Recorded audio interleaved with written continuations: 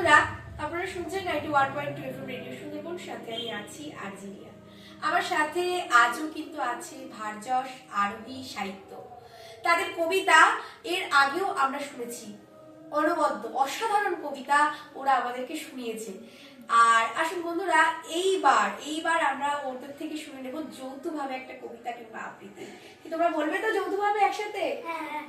তাহলে চলুন বন্ধুরা, আর দেরি করা কেন, শুনে নিই ওদের যৌথভাবে কবিতা আমরা।